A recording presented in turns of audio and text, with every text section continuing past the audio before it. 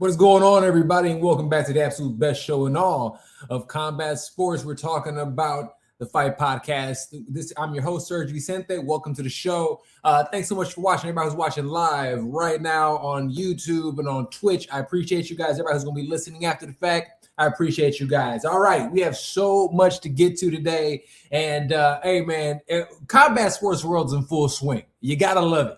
You got to love every aspect of it, man. And we're having so many good fights. Not only are we having, obviously, premier boxing matches, we're also having, UFC pay-per-views. And, man, we just had the Royal Rumble this past weekend as well. So everything's going on full tilt, man. We're having a great time. Everyone's, again, watching live. Thank you guys so much for watching. Like, share, subscribe to this channel as much as everything else that we're doing right here on the Fight Podcast to get all of your combat sports news and information. All right.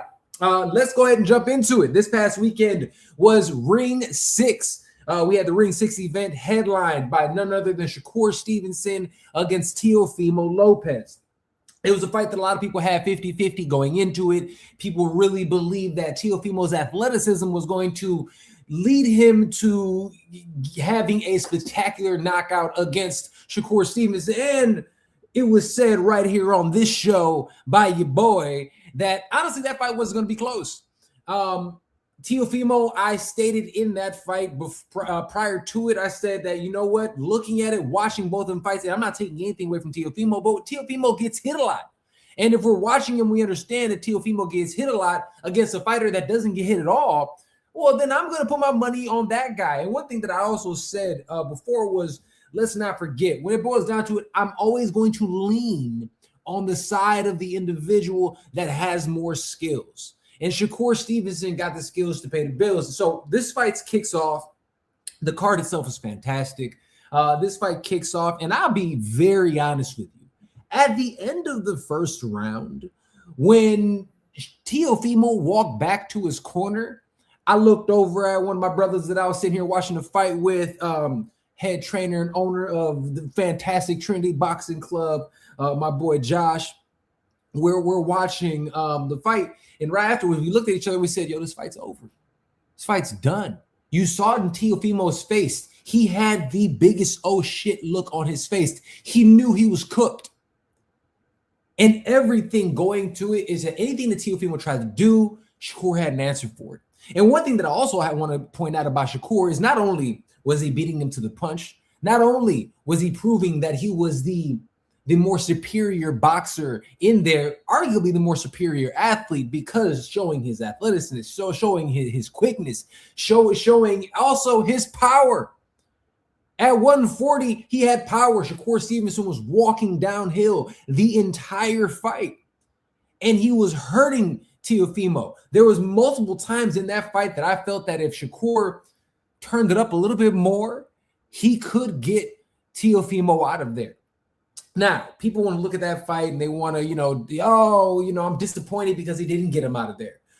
When you're in there with somebody who is a pound for pound type of athlete, we're talking about somebody who is in there, who is at the top of their game.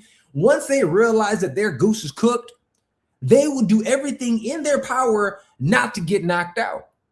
And after, honestly, the fourth round, Teofimo was in survival mode. Yes, he had the eighth round. Everybody looks at it. Oh, he had the eighth, but he won the eighth round, Serge. Did he, though? Did he? If we look at the numbers, he got outstruck that round still. So essentially, we gave him a sympathy round because he was getting his ass kicked belt to ass that much. And again, salute to Teofimo and what he did out there. And also talking about that fight, before I go into what's next, Teofimo Lopez, if you are watching and if you see this, and I'm sure you've heard this from other people as well, you got to let go of your pops. Your father, Teofimo Sr., was in there and he gave zero advice. There was nothing. There were so many moments that coaching could have been done in between rounds.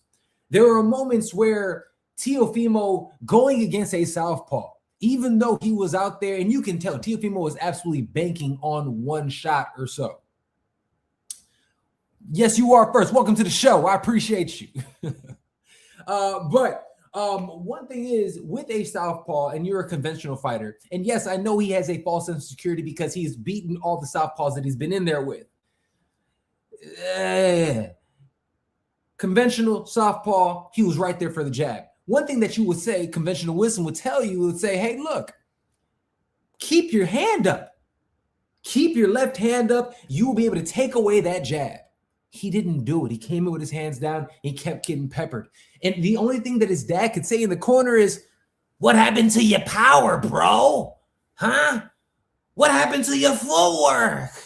What happened? Bro, what happened was he was in there against a better dude and you didn't do your job. And then after the fact, he goes out there and from what I understand, wasn't there with Teofimo's son after the fight. And then after the fight, he goes out there and goes on a press tour where essentially he says, yo, this dude, you know, my son didn't listen to anything I said, and that's why he lost. No, he lost because he was in there against a better fighter and a better corner. And yes, sir, you suck. Teofimo Sr. is a terrible coach. And you know what? This fight made me realize, it made me look at Teofimo in a different light.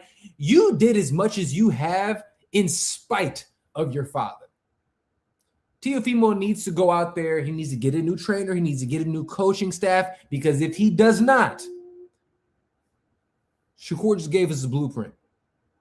Shakur just let us know exactly what we need to do in order to beat Teofimo. And do you think other people won't take that blueprint and use it? Granted, not everybody's Shakur, but they're going to use it. That's exactly what's going to happen. So if Teofimo actually wants to become a great and continue on the path that he has, he needs to fire his father. All right, let's talk about Shakur. Again, Shakur goes out there, and I think that he proves, and I know we see the title of the show is Shakur, the face of boxing. Shakur Stevenson officially is the best fighter, is the best boxer in boxing. You can miss me with everything. It's here, nothing. Shakur's the best. And not only is he the best because of the intangibles and everything that he has inside the ring, he also, the brain trust that he has around him. Did you see the locker room prior to the fight? The GOAT, Terrence Crawford. One of my all-time favorites, Hall of Famer, Andre Ward. The GOAT, Clarissa Shields. He said Floyd Mayweather called him before the fight. These are the individuals that are in his ear. Terrence Crawford, Andre Ward are two of his best friends. The reason I say that the brain trust, because here's the thing, the information and the knowledge that he is getting downloaded on a daily basis is, I don't even know how he deals with it. It is insane. And then let's not just talk about the brain trust that he has outside in terms of his buddies and people. Let's talk about his team. And I'll talk about him in a minute too. KEYSHAWN Davis. He was sparring consistently with KEYSHAWN Davis. He was sparring consistently with Raymond Ford. He was sparring consistently with his cousin Moses. Yo, when we look at this type of stuff, my man assembled the Avengers. He legit, Shakur got the Avengers with him. You're not beating that dude. You're never beating that dude. The only person that's ever going to beat Shakur Stevenson is Father Time. That's it. And then look at everybody else. 28 years old, the youngest 4-division champion in boxing.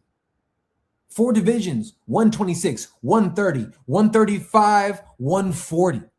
Incredible. Incredible what that man is doing, man. Salute to Shakur Stevenson. All right. I mean, Shakur Stevenson. And salute the Boricua. All right. I love it. See, you saw the Puerto Rican flag right there. You know what I'm saying? My black and Puerto Rican brethren. Salute. All right. Great fight. Everything. Amazing. I got a little matcha I made. You know, a little homemade matcha. You got to knock that out. All right. What's next for Shakur Stevenson? What's next? After the fight, he goes out there. He calls out Conor Benn. I think it was a great call out. The reason Conor Benn gets his ass whooped against Shakur Stevenson, just like Teofimo Lopez got his ass whooped. Actually, be a very similar looking fight. And honestly, he has an opportunity to possibly stop Conor Benn. But it's a brilliant call out. One, stylistically, it's a great matchup for Shakur. 2, Conor Benn just came off of the fight of the year. against Chris Eubank. The first one has another one when he gets a big win. He's trying to come back down in weight. It'll be a perfect matchup, and it will continue elevating. Have Shakur Stevenson fly out to the UK. Let them fight in the UK. And oh my God, if you have not watched a fight in the UK, whew, like that's what boxing's supposed to feel like. That's what it's supposed to look like. They're going to have their fans. They're going to be chanting, jumping up and down, singing, you know, all the songs. It's going to be absolutely phenomenal.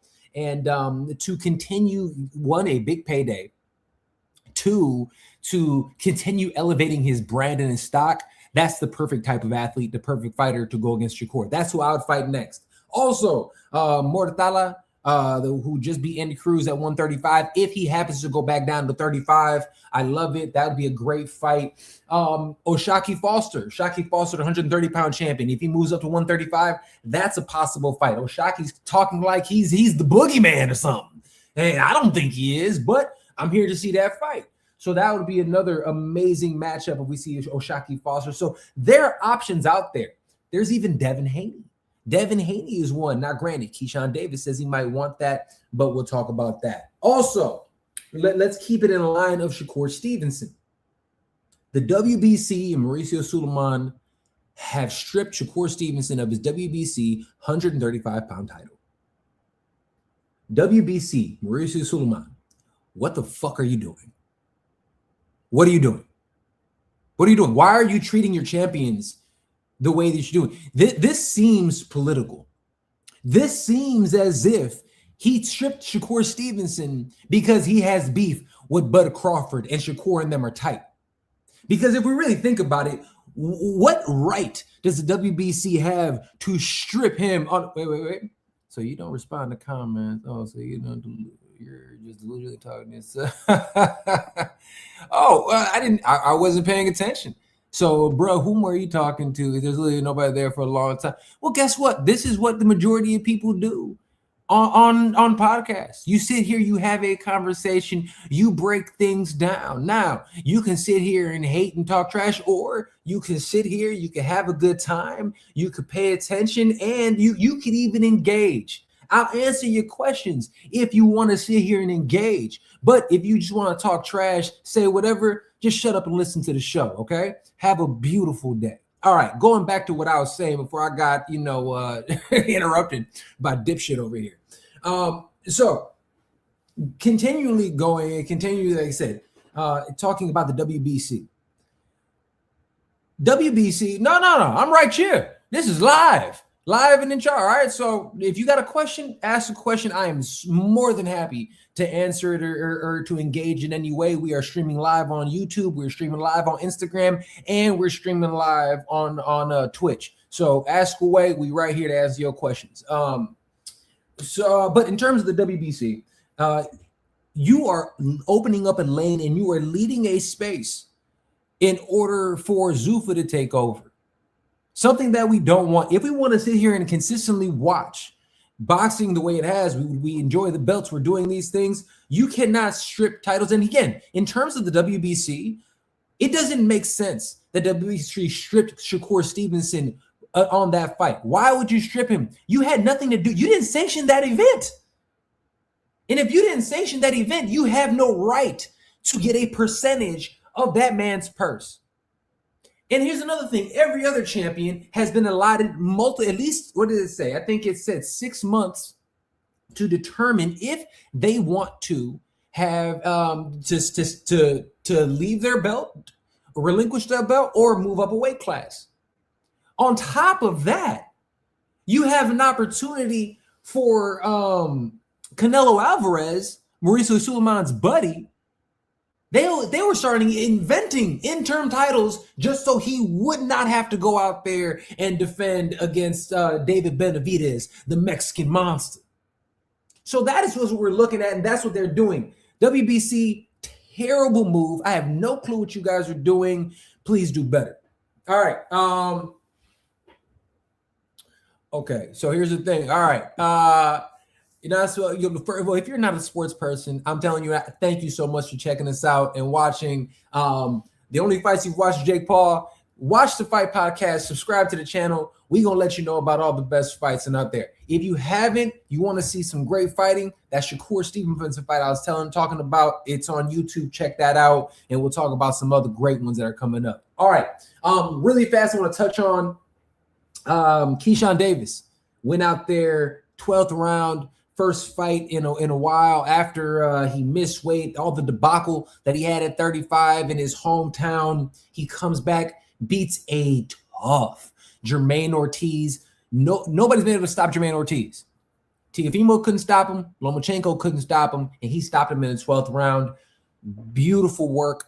To KEYSHAWN Davis, like I said, he, Shakur, Raymond, all those guys are in camp together. The sparring that they're getting, phenomenal. I love what they're doing. I love the team that they have. They're the Avengers. They got the Avengers, and there's nothing anybody can do. I cannot wait to see KEYSHAWN Davis versus Devin Haney. I absolutely think that should happen. All right. No, it's your daddy. And I appreciate you. All right. Moving right along. Salute to everybody who is watching live. Thank you guys so very much. Also, real quick, Drake, come on. I'm in LA. Come on, we know what side I'm on. All right. Let's move on. Really quick before we have to get up out of here. I wanted to talk about UFC 324. I want to say it was. I had it pulled up right here. Hold on. So we had the UFC. Volkanovski versus Lopez was in that one. Look, I'll be honest with you. That was a fight that I didn't think was necessary. It was a UFC 325. Obviously, we had one of the absolute GOATs, Alexander Volkanovski, and he did what he was supposed to do. He goes out there and he goes out there and handle business. Diego Lopez, I'm a fan of him. I think he's extremely tough. He had no business being in there with Volkanovski. It was good to see Volk get the belt back. He is one of the GOATs. He's one of the all-time greats. So super dope to see him back on the winning track. The other individual that I wanted to talk about on this one is Mauricio Rufy. Mauricio Rufy, I am such a fan of his, man, and everything that the Fight Nerds are doing. Obviously, they had a couple losses recently, but Mauricio Rufy goes out there at 155, competes against Rafael Fiziev. Rafael Fiziev is one of my all-time favorites. I love watching this dude. I used to watch him when he used to compete in Glory Kickboxing. And he goes out there, outstrikes him, and knocks him out in the second round. Salute to you, sir. Beautiful performance by him. I love every second of it. That was a great matchup. And yeah, man, that was honestly the biggest thing, the biggest takeaway from that card. Also, real quick, speaking about Ring, I gotta give a shout out and show some love to Jarrell Big Baby Miller. Jarrell Miller, if you guys didn't see it, had the moment of the weekend. He was in his matchup. He ended up having one of those men hair pieces on, and that joint, his whole wig got pushed back. Knocked his wig off during the fight. He sees it when he's in the corner, takes it off, throws it into the crowd. It was something to see. It was a lot of fun. And the fact that he's been going on a press tour now, he was on Kimmel, he was everywhere else talking trash about it and enjoying himself. Love every second of that. Salute to Jarrell Big Baby Miller for knocking that out, man. But check it out. With that being said, that's about all the time we have. Also, actually, real quick, Zuffa 2 also happened, and Rayo won in that card. After the fact, he called out Shakur Stevenson. Rayo, I love you, my brother. You get stopped in that fight, okay? Aside from that, there was nothing really to highlight on that card. Obviously, this weekend we have more fights. We will break those down and more fight news to come. All right, with that being said, I love y'all. This is Sergio Vicente, the host of the best combat sports show in all of combat sports, best show in the universe, the Fight Podcast. I love y'all. I'll see you next time. Like, share, and subscribe, and let everybody know about the show. Peace.